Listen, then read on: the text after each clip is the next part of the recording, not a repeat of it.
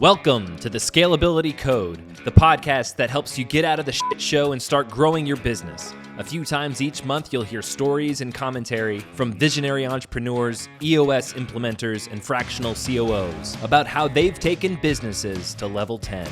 And now, for your host, Matt Haney. Here we are, folks. Thanks for joining us again for another episode of the Scalability Code. What a privilege. I have an old friend, not an old man, just an old friend, Ron Higgs here joining us today on the Scalability Code.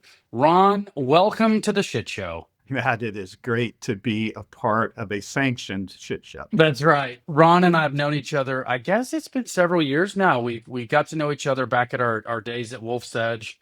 And you and I'll speak for myself, but you and I hit it off.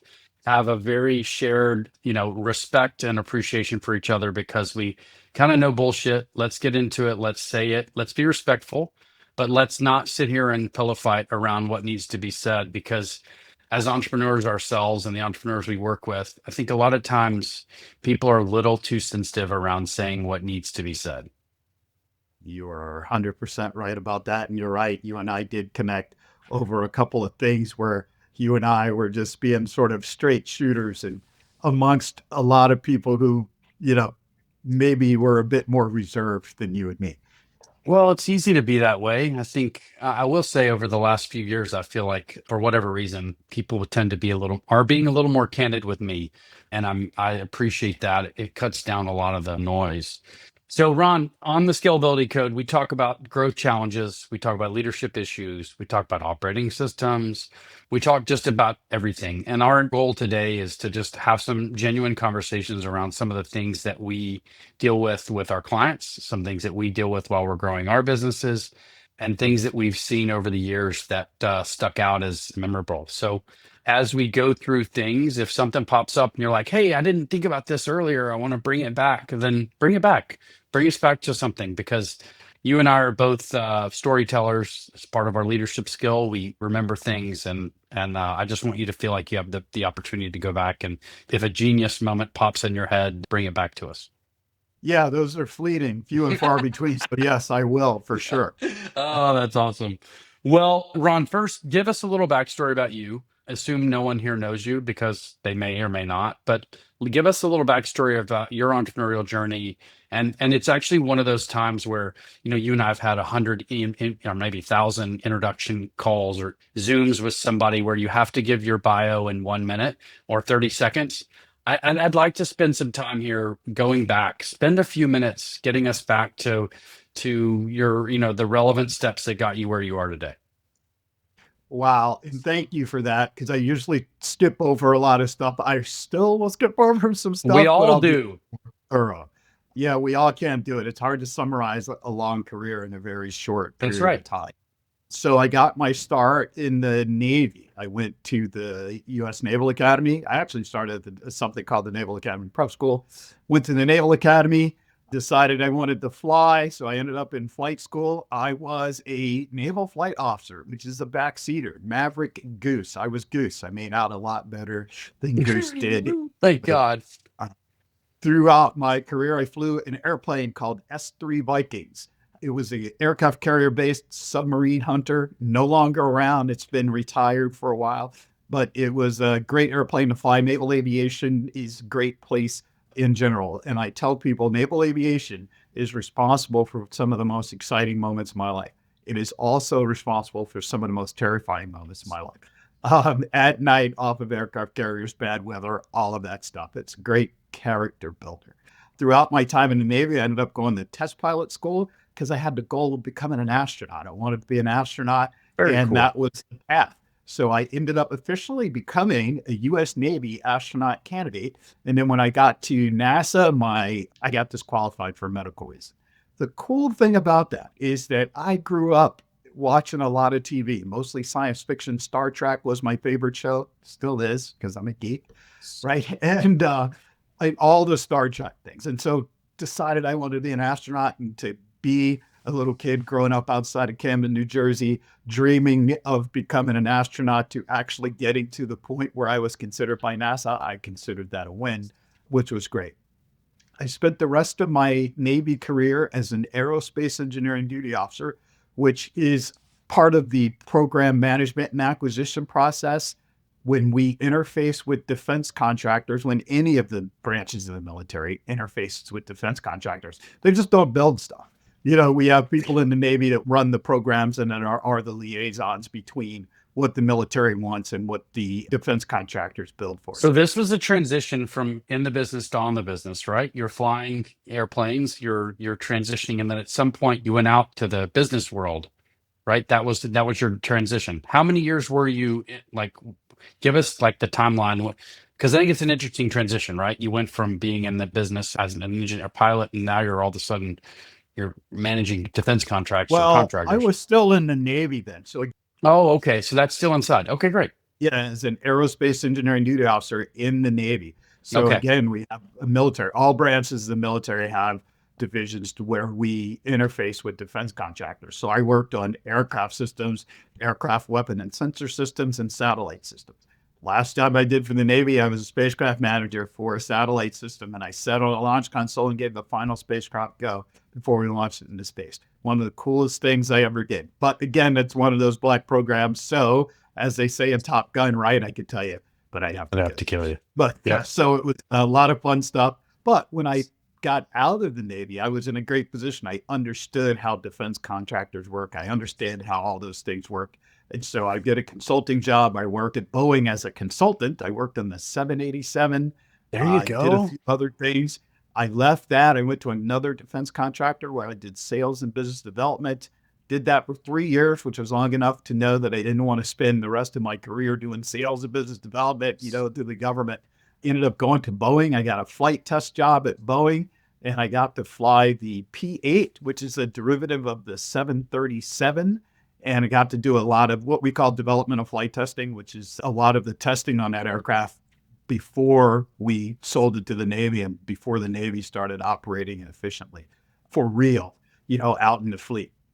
I did that for 4 years. I moved on in Boeing to the systems engineering program. I was also became responsible for delivering all the P-8s to the Navy. So that was a big jump. So you say responsible. Were you flying them into various locations? I was, but when I was responsible for the delivery, I was the person at Boeing responsible for delivering them to the U.S. Navy.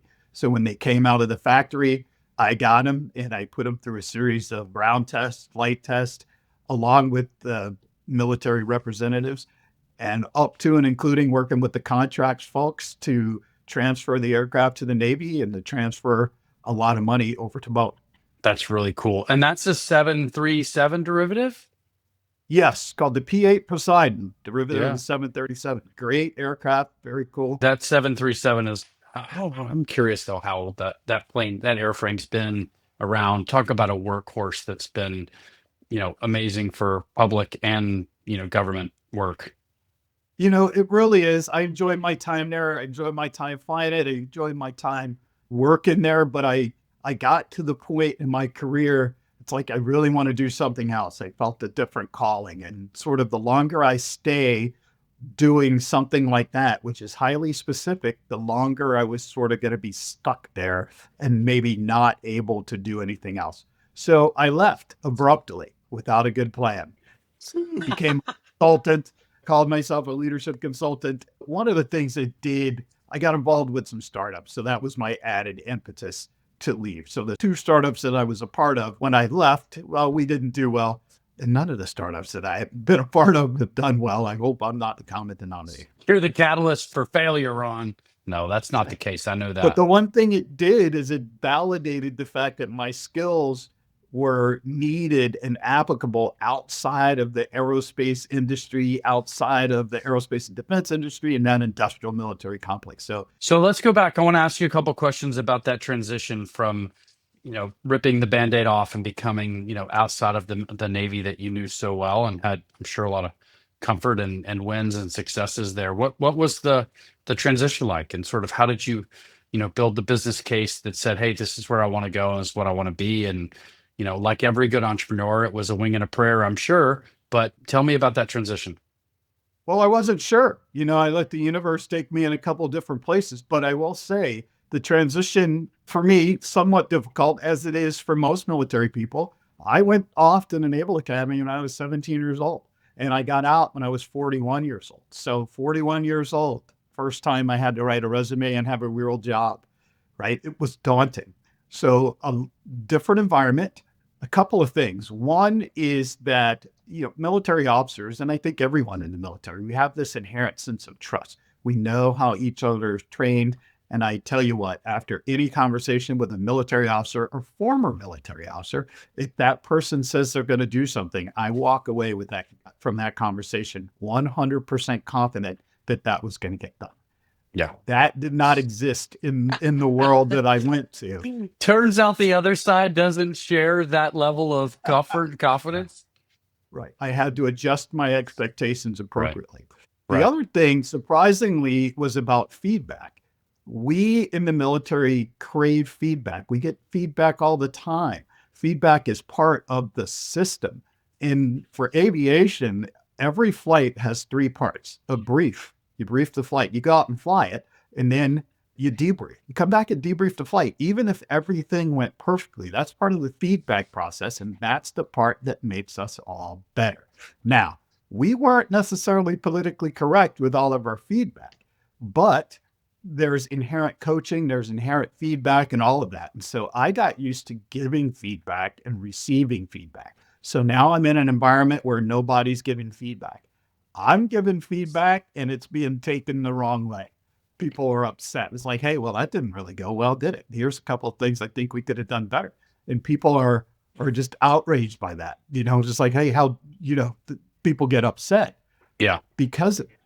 Yeah. Which is unfortunate because feedback seems to be a 4-letter word for some people. Let's pick on that because I think it's fabulous. And I think there's probably a story or two about feedback that you and I can drum out of this. But I love the intentionality behind the debrief, obviously, because I think it says, to your point, even if it's great, we need to talk about why it was great. And if it doesn't, but it's the routine, it's the rhythm, it's the pattern of the fact that that's going to be part of the process. So you're ready for it. I find, and I welcome your thoughts, that creating that feedback loop, the intentionality behind it has to be really thoughtful and intentional, knowing that, Ron, when you and I finish our exercise together, I'm going to ask you your opinion on what I could have done better. And it's your job to give me that feedback. Most people I come across, they're not used to that pattern. Not at all. So how do you introduce it? What's your methodology of saying, hey, I want to know if I'm doing well, and I'm certainly going to tell you if you're doing well. How do you start that? People hate the phrase psychological safety, right? We get a lot of people turning up their noses or going, oh my goodness, don't say that. Psychological safety. I'm tired of hearing it, but you have to be able to share things without fear of any reprisal. So is that culture? Is it leadership? It's all of the above because it has to be a safe space in which to do that, no matter who you are. So when I was in the military, if I'm the lowest ranking person and I'm flying with the admiral or the captain or somebody much senior to me, I have an equal say in the debrief. I can look at the captain or the admiral and say, you put us in danger and here's why, or something like that. And so you sort of peel your rank off at the door. Everybody's an equal when we're doing this because we're trying to make each other better. Now, unlike the civilian world and the corporate world, we depend on each other for our lives. So we want that person to be the best that they can be. So there's the one thing, instilling that safety and make it constructive. We're all on the same team. There are a lot of pieces to this, but what's the mission? One of the things that the military did very, very well was, what's the mission? What are you doing? Well, we took an oath to support and defend the Constitution of the United States. We all do it. And then we were aligned. The military services, your unit, up to what I went out and did in that airplane every day, I could see how that was aligned with supporting and defending the Constitution. Yep. You guys were all marching to the same set of orders. Everyone knew what success looked like. Right. You are listening to the Scalability Code. I'm your host, Matt Haney, founder of Sinclair Ventures, and we help visionary entrepreneurs like you get out of the shit show and focus on growing your business. We offer fractional COO and leadership coaching services that free up that brain of yours to focus on what's next.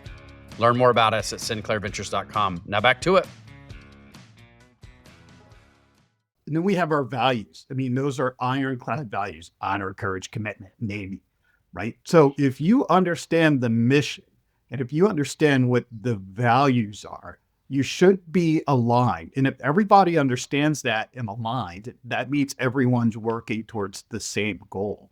We don't have all of our little individual goals and everything else. You align it so that we know everybody's working towards the same goal. And those are the places that I would start with the psychological safety and the alignment of our mission and our values to what it is we're doing. Yeah, and creating an environment that that demands feedback, right? I think Yeah. it's so easy, and I think leaders that, in my experience, they say they want the feedback, but then they're just like, yeah, sure, let's go to the next thing. It's like, or they end up coming to us because you and I are coaches and operators and fractional executives that come into businesses and help them scale. Like, we're the new person in the room who's here and available and interested and vulnerable and curious. People will tell us all kinds of feedback that they wouldn't necessarily go straight to their boss, the entrepreneur, the owner, and tell them. And I have to continually remind those people and the entrepreneur that it's their obligation to themselves and everyone around them to be honest and create space and let people say what they need to say and generally hear it instead of dismissing it. So well said. I want to move us into a framework I know you love and have taught me a lot about, which is predictable success.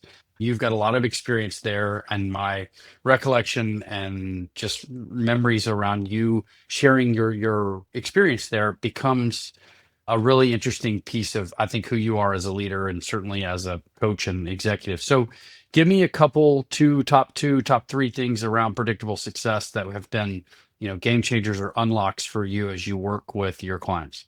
So one of the things I will say, so Predictable Success is a system by Les McEwen. He's got a couple of books, and Les trained a few of us to be predictable success practitioners.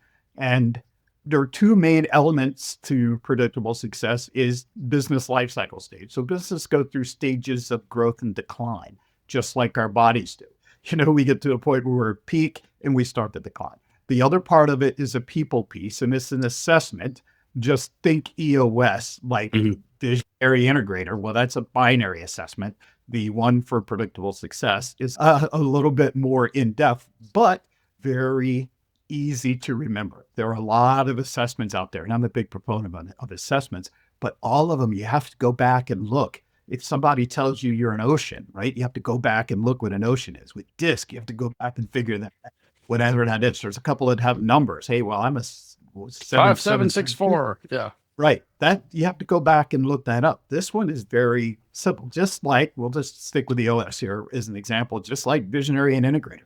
Pretty easy. Hey, you're either a dreamer or you're a doer, right? Which is in simple terms. So to get to predictable success, one of the things is that if you figure out which life cycle stage the business is in, you can target the help that they need specifically. So say, for instance, a startup, they're in growth mode. If I'm working with a startup, everything that I do with this startup has to be focused on growth and getting them to the point where they're self-sufficient and where there are people buying what they're selling at a profit before whatever seed capital they have runs out.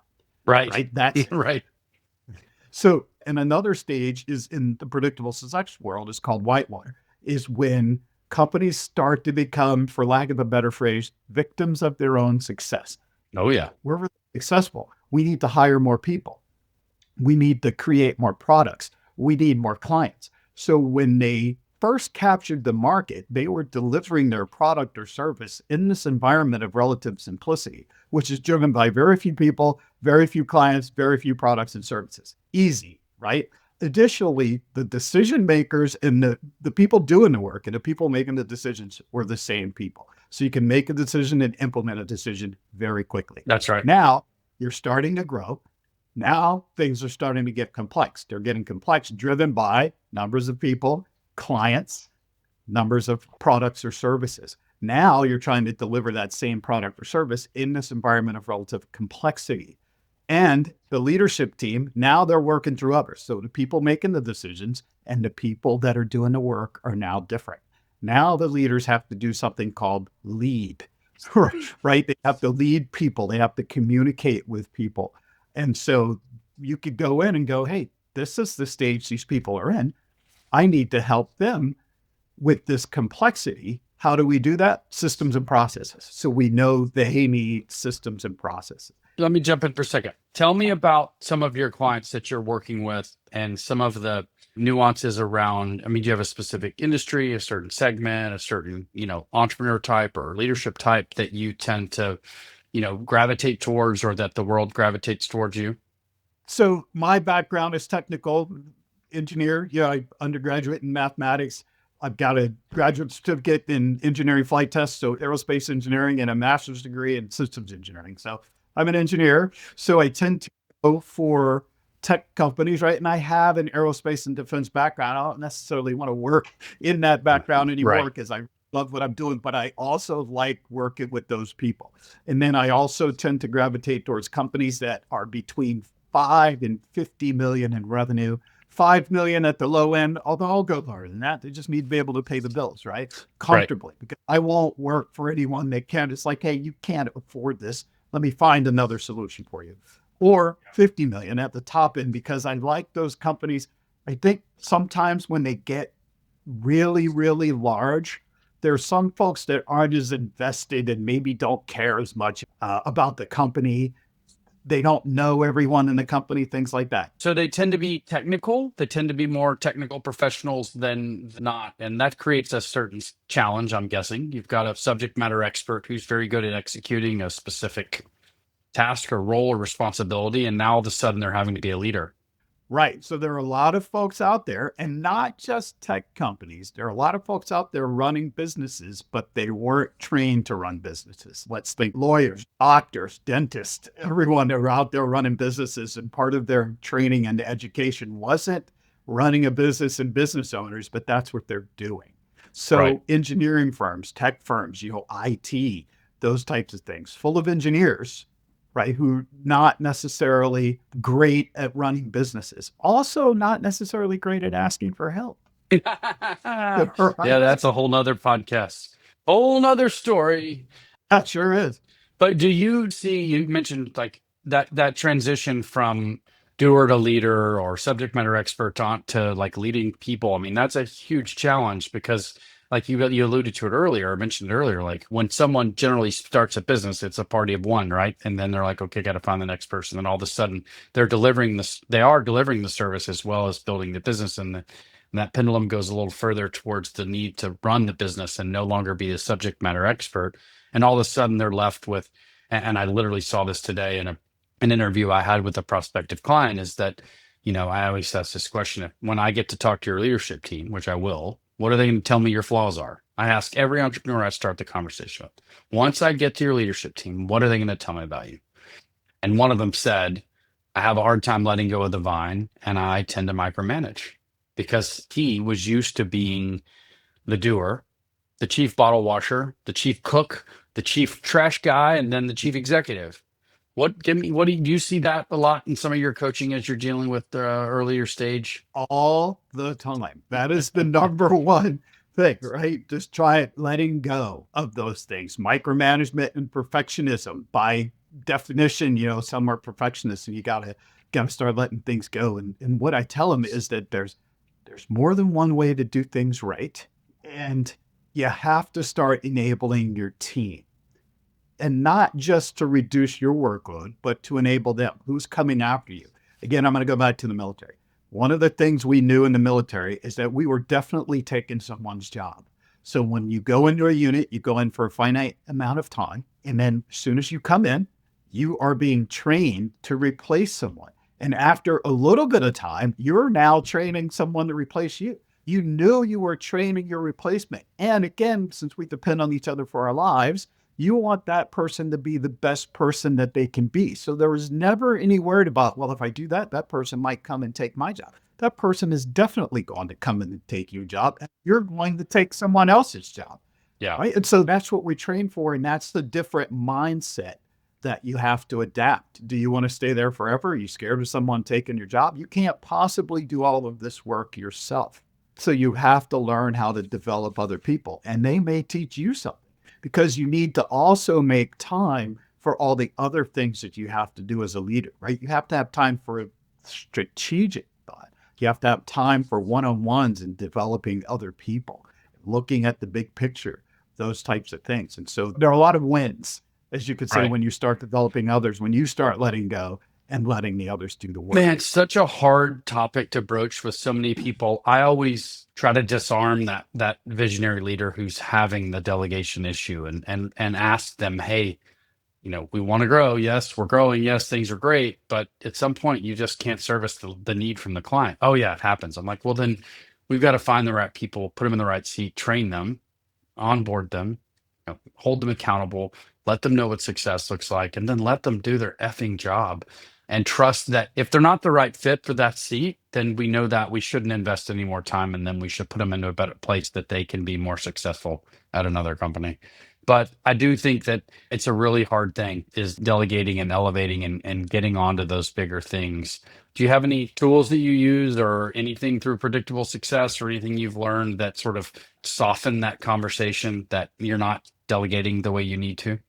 Well, I've got my own tools that I use, but I will say the organizational structure, you touched on this, is really important, because I've been to places where the organizational structure isn't serving them, if that makes sense. Yeah. Small companies, the roles tend to be defined by people. So if you ask them what they do, they go, well, Matt does this, Ron does this, Jen does this, Ben does this, whatever. And it has to move to a role-based structure, meaning let's develop some sort of an organizational structure that serves everyone. That means not Matt, the operations officer, whatever we Right. want to call it, does this. The marketing person does this. These are the roles. And that's the beginning of that right person, right seat, where you have to create the roles and then put the names in. And sometimes the names that are there aren't the right names to go in. That's what you're talking about, putting the right people in the right seat. Because Absolutely. if you don't have the right people, the delegation stuff isn't going to matter, because you're delegating to someone that's not capable of doing the job. And that frustrates you, because see what happens when I delegate? They don't do it anyway, and I end up doing it, right? Because you're not delegating to the right person. Right. And then you also have to assess people. There's some people you tell them once and they got it. They're probably smarter than you. You're like, yeah, as soon as I tell Matt to do that, I know he's got it. I don't have to check on him. I have to do anything. And then there's the other side of that, where if you delegate something to somebody, you pretty much have to tell them what to do, or they have to come to you and say, okay, but you have to make it all a teaching moment. Ask, what are you going to do? Okay. Why are you going to do that? Okay, well, I wouldn't do that here. I would do that here, right? So you take the opportunity to teach them and lead them through it. And then there's other people where you say, hey, well, you make some plans and then come to me for approval. It goes So- back to so- also what you were saying earlier about feedback. We've got to give that feedback to that person and let them know that they're on track or off track with their logic, so that, and hopefully that feedback continues to circle and circle and circle. And it's like, all right, finally, I don't need to tell you 3 times anymore, because we have a feedback loop created that says, hey, we're going to talk about this and make sure that we're going in the right direction. And as they're learning, you expose them to the variables that you are considering as a leader that they may not be considering. So Right. in one job I had in the Navy, every time I left, somebody was in charge. I was a program manager. Somebody was the acting program manager, right? And I was like, you have my signature authority, you have my decision authority, just go and do your best. I would go back, we'd go over everything, and I go, okay, well, good decision here. Or, hey, I wouldn't have thought of that. That's a great idea. I want to do that next time. Now, the next one was like, hey, I wouldn't have made this decision, but here's why. Here's a variable that I'm considering, that one of the things that I screen you from, because you know all the BS that runs downhill, and you do your best to screen folks from the stuff that they don't need to be burdened with. And Absolutely. so just look at them and go, hey, here's something that I'm considering that you may not. It's one of the things I screen you from. So now that you know this additional variable, would you have made the same decision? Well, no, here's why. So again, they have to be teachable, coachable, right? But again, the feedback piece that you say is really, really important. And I'll go back to that, right? That environment of feedback that I grew up in was probably one of the most impactful things from my career. And keep passing that skill and that fascination and obsession, what's healthy obsession, to all the folks. And it's one of the things that, we're all guilty of losing focus on some things. And to me, I sometimes I don't focus as much on that, creating that intentional feedback loop and coaching others to do it, so that we remove a lot of those awkward conversations by just putting a space in for feedback. Well, I've got a few more minutes. I always like to ask this because we're all unusual humans, and I'd love to know some of the things that you do in your personal time, or outlets you have, or things that you and your wife or your family do together that give you that recharge for when you're not busy doing your day to day. So tell me some things you Well, like to do outside of work. well, probably like you, if you're a married guy, right? I love spending time with my wife. We have a lot of fun, whatever it is we do. So traveling, but there's a lot of pleasure in just sitting down to a nice meal with family and friends, right? That's all really good stuff. Outside of that, I am a craft beer guy. Love that. Most places that I go, I will go and check out local microbreweries. And if you're familiar with the show Diners, Drive-Ins, and Dives, I Sure. like good food. If I'm going to a place that I hadn't been before, I will go look up the best places. I'll ask the locals, so a good food experience is also good. On the activity side, I like to mountain bike, although these days I think we're going to just go ahead and buy some e-bikes. There you go. I'm a snowboarder, and I've been snowboarding for a long time, let's say since Yeah. 1999, I think is Oh, when I wow. started. That's awesome. Yeah, and I have snowboarded at over 30 resorts in North America. That's Yeah, amazing. And what do you have plans this winter to go on a trip? I know you live outside of Seattle, so there's obviously opportunities absolutely. up there. So I have a friend that has a place in Park City, Utah. So that place is always open. So we'll probably head to Park City at some point. But he and I were just talking about going south of the equator to Chile or Argentina Nice. to hit the mountain during our summer, their winter. And so it was great to grab my snowboarding gear and be pulling it through the Phoenix airport, in July, heading to South America. My wife and I are big winter sports folks. We too have a place in Park City, Utah, so we'll have to cross paths up there. We met there 24 years ago. We were both ski instructors at Deer Valley Resort. We both ran into each other and fell in love. Wait, And literally? literally, I proposed, not literally, we didn't physically run into each other on the mountain, Oh, but yeah. we met there.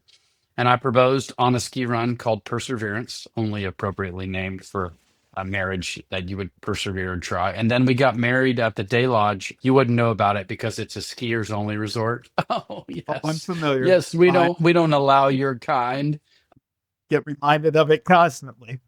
Yeah, so we love mountain sports as well, and spending as much time in the mountains as possible is always a great thing for us. So I love that you're into. I have not skied 30 resorts. I have skied several, but not 30. That's pretty impressive. The other thing is I just like to learn. I am just like to read, learn. So it's like I don't know anything about that. I need to learn. Are you AI obsessed yet? Not obsessed, but it's on my list. There's a lot of people out there offering these, webinars on all of these AI tools. And Right. it's on my list is to take one.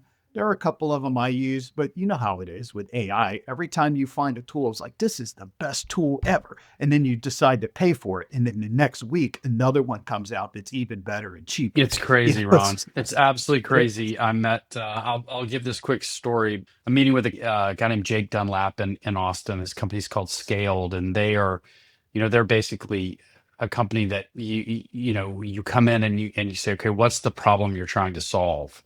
And instead of saying I want to do this, this, and this, it's like we look at the business challenge, and then he builds an AI around it, or creates agents, or creates chats, or whatever the hell they do to try to solve and create automations to save that. And one of the things he was looking at today, this is a really quick story, but it's really badass. He was working and putting a proposal together for a client that does digital signs, like digital boards at like churches or whatever. And they sell these digital signs. And he has created an agent that goes on, and you put in the address or the name of the client that you're proposing this digital sign sale to, and it automatically creates a Google Street View of walking around the entity. And then the agent, the auto creates goes and gets driving data record for number of cars passing in front of this business. And then it creates all of these things. So this is all just based off of an address queue. You type in the address and it does all this. And then Ron, it creates the first stage of a proposal draft for this prospective client. So all they need is an address, and it queues a series of automations to basically craft a proposal. And you can go to, Ron Higgs and say, Ron, you own this donut shop. There's 10 million people drive by it every day. Your competition has this. All of this is done by just entering an address and pushing enter, and then AI creates this research for you. I was like totally blown away by the amount of work that can be saved. But most people would have never known that was a tool that could have been created had someone not been, as I call them, AI curious. That's amazing. And that prevents, that the location thing. I mean, there's a lot of commercial real estate folks that would probably kill And it was that. he said, it's just an example. He's like, I didn't know anything about this. They had a problem. We wanted to help them create better research on the front end so that when they had clients, they would have it. So they went to work, and AI was able to help them do those things. So that was kind of cool. Well, Ron, I have always loved and cherished my time with you, and think that you're an absolute legend, and consider you a friend and a colleague and an advisor to me. So I'm really grateful to spend time with you, and thanks for carving out some time to join us today on the Scalability Code. Same here, Matt. I really appreciate that. I feel the same about you. We're advising each other, so I hope to be able to join you again one day. Love it, Ron. Thank you so much, and we'll see you soon. Take care. You too. Thank you for listening to the Scalability Code. If you made it this far, please follow the show on Apple, Spotify, YouTube, or wherever you get your podcasts. Let's get out of the show together. We'll see you next time on the Scalability Code.